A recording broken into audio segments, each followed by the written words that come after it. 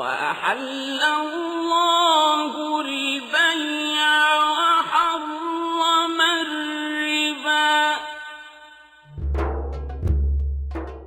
بسم اللہ الرحمن الرحیم۔ میرا نام جاوید احمد ہے اور میں بینک اسلامی میں ریزیڈنٹ شریعہ بورڈ ممبر ہوں۔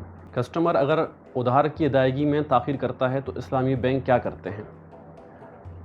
سودی بینکوں کے بارے میں تو یہ بات معلوم ہے کہ اگر کوئی شخص قرض کی ادائیگی میں تاخیر کرتا ہے تو سودی بینک اس پہ جرمانہ لگاتے ہیں یا بالفاظ دیگر اس کی سود میں اضافہ کر دیتے ہیں۔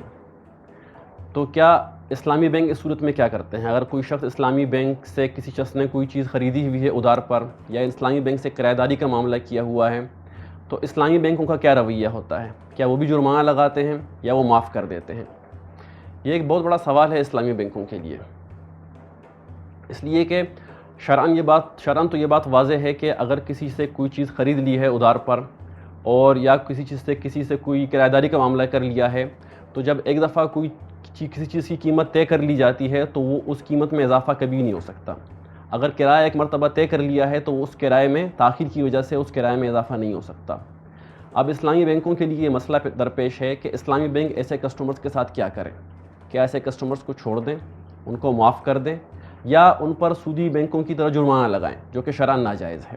اسلامی بینک ڈپازٹرز کے پیسوں کو لے کر آگے ادھار پہ لوگوں کو چیزیں خرید کے دیتے ہیں یا کرایہ داری کا معاملہ کرتے ہیں۔ تو اگر کوئی شخص قیمت کی ادائیگی میں تاخیر کرتا ہے یا کرائے کی ادائیگی میں تاخیر کرتا ہے تو اس کا اثر ڈپازٹر کے منافع میں پڑتا ہے۔ تو اب اس صورت میں اسلامی بینکوں کو یہ مسئلہ درپیش آیا کہ اس طرح کی صورتوں میں کیا کیا جائے۔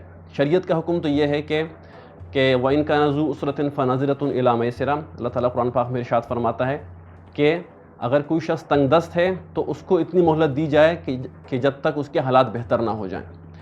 تو سب سے پہلا تو اگر کوئی شخص تاخیر کرتا ہے اور اس تاخیر کی کوئی ضروری وجہ ہے کہ اس نے اپنے حالات کے خراب ہونے کی وجہ سے تاخیر کی ہے تو اسلامی بینک اس کو مہلت دیتے ہیں کہ اس وقت تک کہ وہ جب تک اس کے حالات بہتر نہ ہو جائیں، جب وہ حالات بہتر ہو جائیں اس وقت وہ ادا کر دیں۔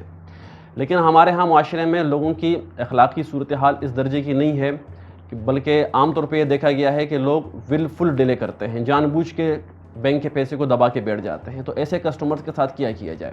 شریعہ اسکالرز نے اس بات پہ غور کیا ہے اور کافی عرصے تک یہ مسئلہ زیر بحث رہا اور یہ تجویز دی گئی ہے کہ اگر کوئی شخص تاخیر کرتا ہے اور جان بوجھ کے تاخیر کرتا ہے تو وہ اپنے اوپر اس بات کو لازم کرے اور یہ منت مانے کہ اگر اس نے وقت پہ ادائیگی نہیں کی تو وہ ایک خاص مقدار میں، ایک متعین مقدار میں رقم صدقہ کرے گا اور یہ منت ماننے سے اس پر یہ رقم لازم ہوتی ہے۔